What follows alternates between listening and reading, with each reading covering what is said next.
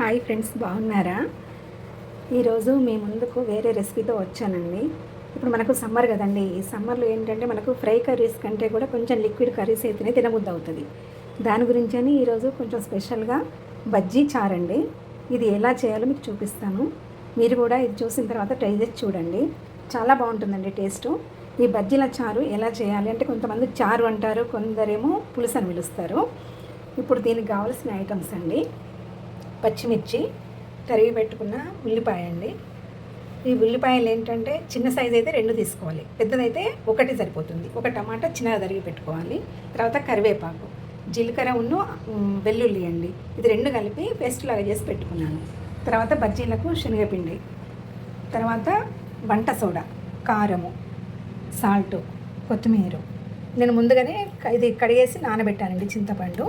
ఇక మన టేస్ట్ని బట్టి నానబెట్టుకోవచ్చు. కొంతమంది పులుపు కావాలంటే కొంచెం ఎక్కువగా పెట్టుకోవాలి.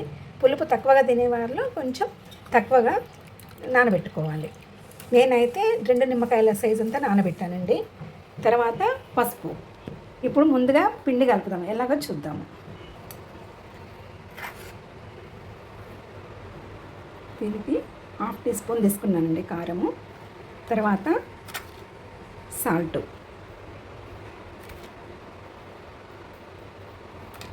తర్వాత వంట సోడా. ఇది కొద్దిగా తీసుకోవాలండి, ఎక్కువగా అక్కర్లేదు. ఒక 1/2 టీ స్పూన్ అంతా సరిపోతుంది. ఇది ఒకసారి అంతా కలియబెట్టేసి తర్వాత ఇది వాటర్ పోసి బజ్జీ పిండిలాగా కలుపుకోవాలండి. మనం పిండి కలిపేలోపు ఇలా ఆయిల్ పెట్టేసి స్టవ్ ఆన్ చేసి పెట్టుకుంటే ఈలోపు వేడెక్కిపోతుంది. వస్తూ ఇలా కలుపుకుంటే మనకు ఉండలు లేకుండా కలిసిపోతుందండి. ఇలా కలుపుకోవాలి.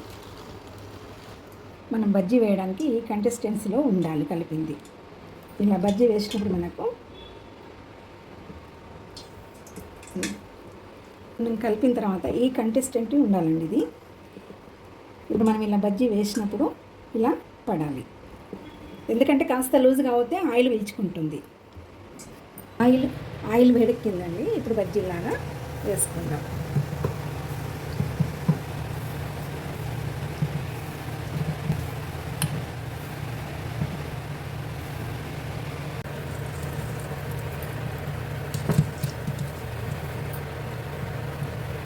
ఇదిగోండి, ఇలా ఈ కలర్లోకి వచ్చే వరకు వేయించి తీయాలి.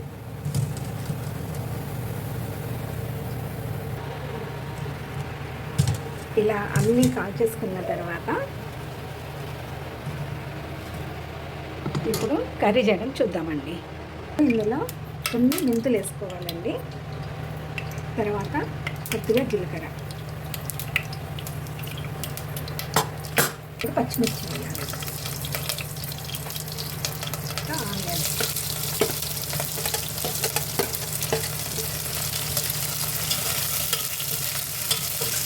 వేపాకు వేయాలండి.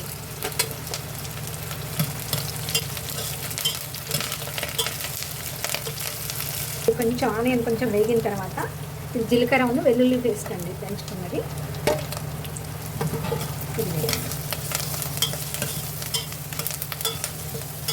ఇది కాసేపు ఇది వేగిన తర్వాత ఇప్పుడు పసుపు వేసుకోవాలి.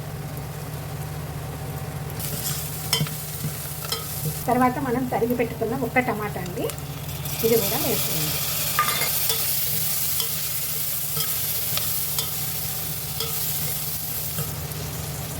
ఇది కాసేపు వేగిన తర్వాత ఇప్పుడు ఇందులోనే కారం వేసుకోవాలండి.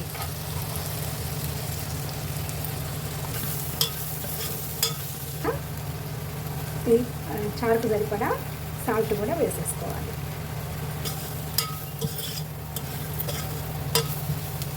నానబెట్టిందండి, తొక్కలు తీసేసి ఇలా తీసుకొని వేసేయాలి.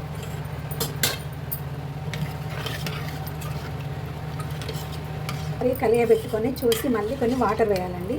ఎందుకంటే మనం బజ్జీలు వేసిన తర్వాత అందులో కొంచెం మనకు వంట సోడా ఉంటుంది కాబట్టి పీల్చేసుకుంటుంది. కొంచెం మనకు ఎక్కువ లిక్విడ్ లాగా ఉంటే మనకు సరిపడే క్వాంటిటీ వచ్చేస్తుంది కర్రీ అయిన తర్వాత. ఈ కన్సిస్టెన్సీ ఉండాలండి.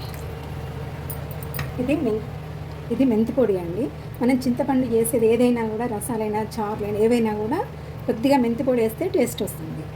చాలా కొద్దిగా వేయాలండి.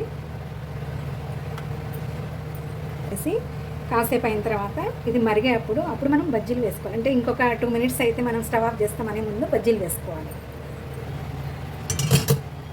అయిందండి. ఇప్పుడు ఇంకొక 2 మినిట్స్ అయితే ఆఫ్ చేద్దాము. ఈలోపు నేను చెప్పాను కదా బజ్జీలు వేసుకోవాలి ఇందులో అనేసి. ఇవి వేసిన తర్వాత చాలాసేపు మరిగించొద్దండి స్టవ్ మీద, లేదంటే మొత్తం నీళ్ళు చేసుకుంటాయి. ఒక 1 to 2 మినిట్స్లోనే ఆఫ్ చేసేయాలి.